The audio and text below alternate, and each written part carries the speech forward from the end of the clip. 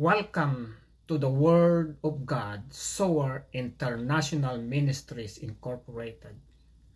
It is Christ-centered and Holy Spirit-empowered ministry, teaching the Word of God in the power of the Holy Spirit. Our lesson today is fruit of the Holy Spirit, goodness, the different biblical meaning of goodness. A. Goodness is virtue and holiness in action. It results in a life characterized by deeds motivated by righteousness and a desire to be a blessing. It is a moral characteristics of a spirit-filled person. The Greek word translated the goodness as agatosune is defined as uprightness of heart and life. Agatosune is goodness for the benefit of others, not goodness simply for the sake of being virtuous. B.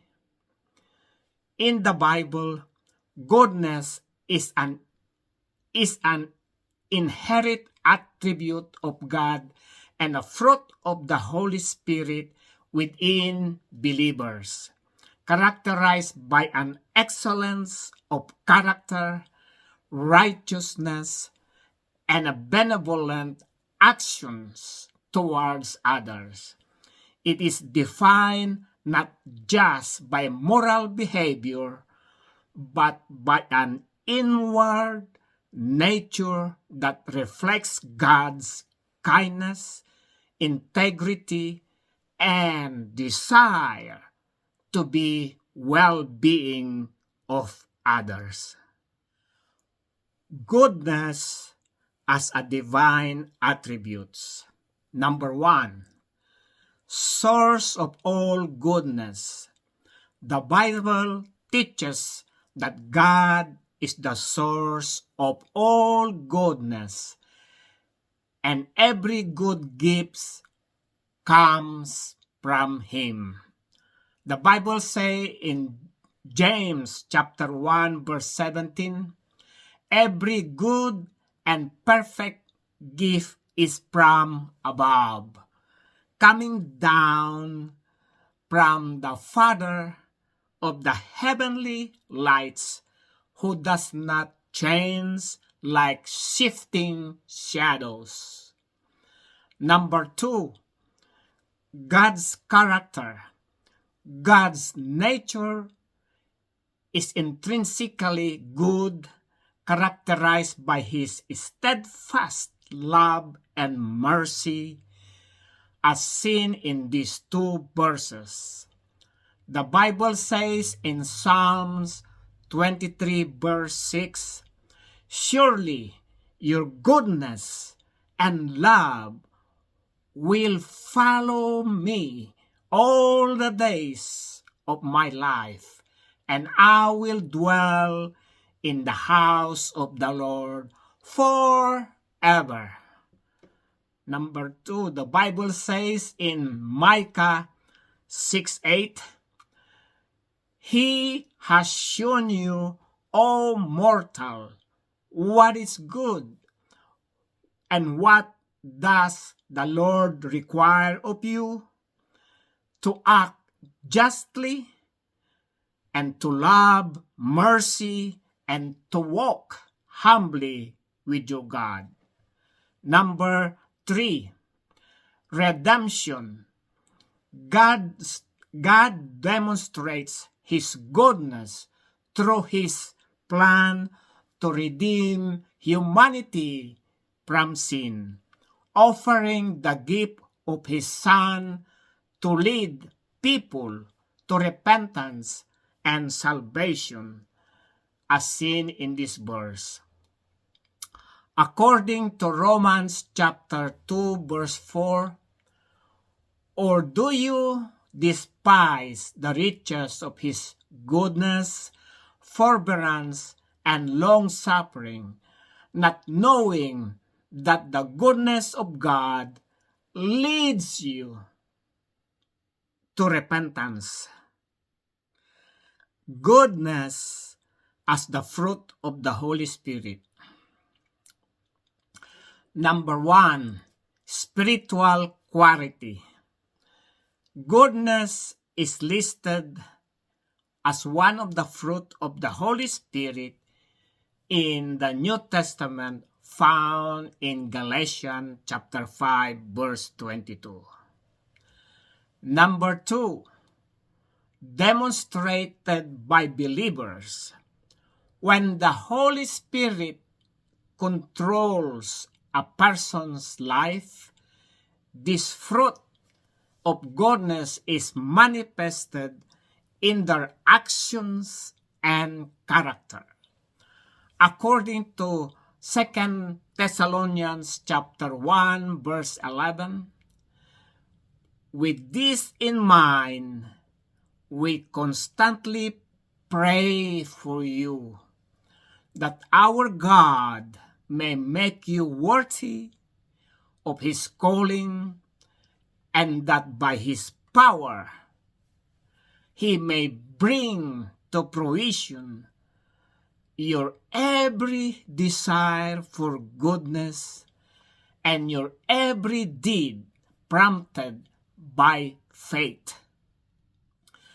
Number 3, an outward reflection.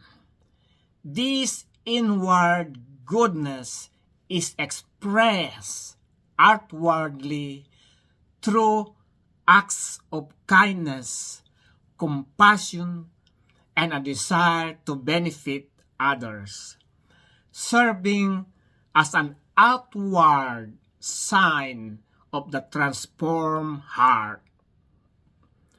According to Matthew chapter 5 verse 16, in the same way, let your light shine before others, that they may see your good deeds and glorify your Father in heaven.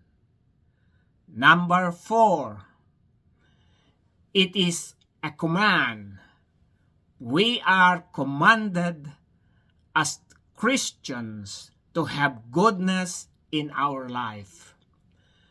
According to Galatians chapter 6 verse 10, therefore, as we have opportunity, let us do good to all people, especially for those who belong to the family of believers. Therefore, goodness is an action fruit of the Holy Spirit, bunga ng Espiritu Santo, kabutihan. Ang iba't ibang biblical na kahulugan ng kabutihan. A. Ang kabutihan ay kabanalan sa pagkilos. Nagre-resulta ito sa isang buhay na nailarawan sa pamagitan ng mga gawa na udyok ng katuwiran at isang pagnanais na maging isang pagpapala. Ito ay isang moral na katangian ng isang taong puno ng Espiritu. Ang salitang Grego na isinaling sa kabutihan ay agathosune, ay binibigyan kahulugan bilang katuwiran ng puso at buhay. Ang agathosune ay kabutihan para sa kapakanan ng iba, hindi kabutihan para lamang sa pagiging banal. B. Sa Biblia ang kabutihan ay isang likas na katangian ng Diyos at isang bunga ng banal na espiritu sa loob ng mga mananampalataya na nailarawan sa pamagitan ng isang kahusayan ng pagkatao, katuwiran at mapagkawanggawa ng mga pagkilos sa iba. Ito ay binibigyan kahulugan hindi lamang sa moral na pag-uugali, ngunit sa pamagitan ng likas at katangian na nagpapakita ng kabaitan, integridad at pagnanais ng Diyos para sa kapakanan ng iba. Kabutihan bilang isang banal na katangian. Number 1, pinagmumulaan ng lahat ng kabutihan. Itinuro ng Biblia na ang Diyos ang pinagmumulahan ng lahat ng kabutihan at ang bawat mabuting kaloob ay nagmumula sa Kanya. Sinasabi ito sa James 1:17, ang bawat mabuting kaloob at ang bawat sakdal na kaloob ay pawang buhat sa itaas na nanggagaling sa Ama ng ilaw, na sa Kanya ay walang pag-iiba o anino mang na pagbabago. Number 2, ang katangian ng Diyos. Ang kalikasan ng Diyos ay likas na mabuti na nailarawan sa pamagitan ng Kanyang matatag na pag-ibig at awa, tulad ng makikita sa 2 talatang ito. Sinasabi sa Biblia sa Psalms 23 verse 6, tiyak na ang kabutihan ay kaawaan ay susunod sa akin sa lahat ng mga araw ng aking buhay, at ako'y maninirahan sa bahay ng Panginoon magpakailanman. Sinasabi rin ito sa Micah chapter 6 verse 8, ipinakita niya sa iyo, o tao, kung ano ang mabuti at ano ang itinakda ng Panginoon sa iyo, kundi ang gumawa na may katarungan at umibig sa kaawaan at lumakad na may kapakumbabahan na kasama ng iyong Diyos. Pangatlo, pagtubos. Ipinakita ng Diyos ang Kanyang kabutihan sa pamagitan ng Kanyang plano na tubusin ang sangkatauhan mula sa kasalanan na nag-aalok ng kaloob ng Kanyang anak upang akayin ang mga tao sa pagsisisi at kaligtasan tulad ng makikita sa talata na ito. Sinasabi sa Romans chapter 2 verse 4, o hinahamak mo ang mga kayamanan ng Kanyang kabutihan, pagtitiis at pagtitiyaga na hindi mo mababatid na ang kabutihan ng Diyos ay umaakay sa iyo sa pagsisisi. Kabutihan bilang bunga ng Espiritu. Number 1, isang spiritual kalidad. Ang kabutihan ay nakalista bilang isa sa mga bunga ng banal na espiritu sa Bagong Tipan. Makikita ito sa Galatians chapter 5 verse 22. Number 2, ipinakita ng mga mananampalataya.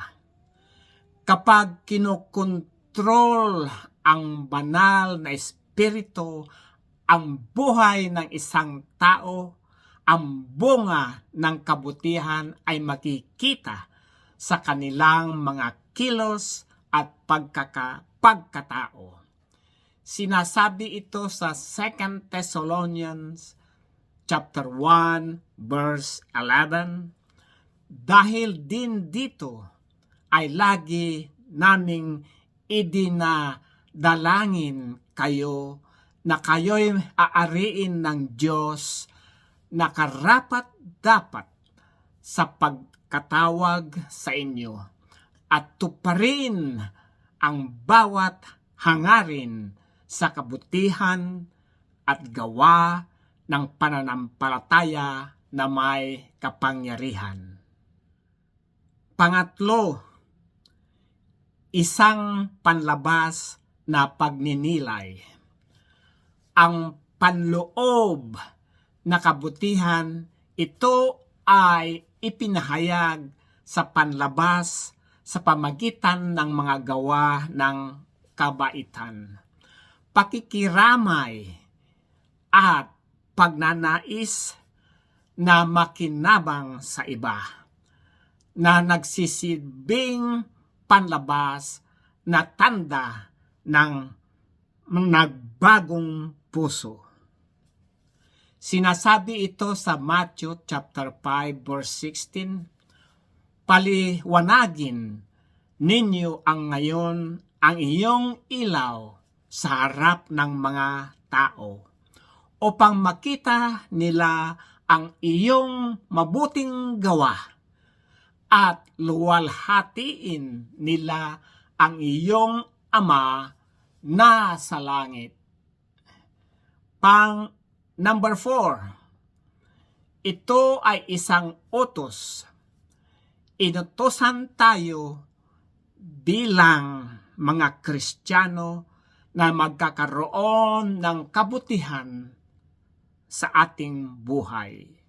Sinasabi ito sa Galatians chapter 6 verse 10. Kaya't habang may pagkakataon, gumawa tayo ng mabuti sa lahat, lalong-lalo na sa mga kabilang sa sambayanan ng mananampalataya.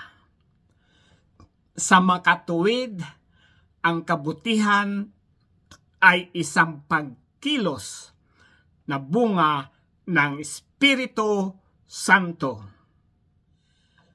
This is the end of our study. If you are being touched by the love of Jesus Christ in this teaching, with my permission, you can share it. You can share this teaching in your Facebook to your friends and relatives for the glory of our God, Jesus Christ. Let us pray. We are claiming Psalms 103 verse 1 to 5 for your healing. According to the Bible, Psalms 103 verse 1 to 5. Praise the Lord, my soul, all my inmost being, praise His holy name. Praise the Lord, my soul, and forget not all His benefits, who forgives all your sins and heals all your diseases. Verse 4, who redeems your life from the pit and crowns you with love and compassion, who satisfies your desire with good things, so that your youth is renewed like the eagles. Father, in the name of your only begotten Son, Jesus Christ, I pray for those who are listening to give them spiritual healing, emotional healing, physical healing. Oh, Karamasya, Karamasanda, Karamakanda. Father, in the name of Jesus, I pray that you will protect them from any kind of sickness, diseases, and viruses. Lord Jesus, for those who are sick with different kinds of cancer, high blood pressure, Jesus, rebuke this different kind of cancer and high blood pressure. Be healed in Jesus' name. Jesus, give them wisdom and guidance to be parents, to be good examples to their children. Jesus, I pray that their children are obedient to you, Jesus, and their parents.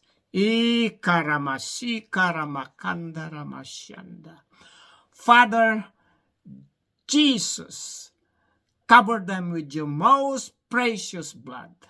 Forgive their sins in Jesus' name. Jesus, bless their families, those who are studying in elementary, high school, colleges, and universities.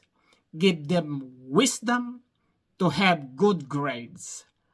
Lord, I ask for their guidance that they will be successful in their studies and give them a place of work after they finish in colleges and universities. In Jesus' name, Amen.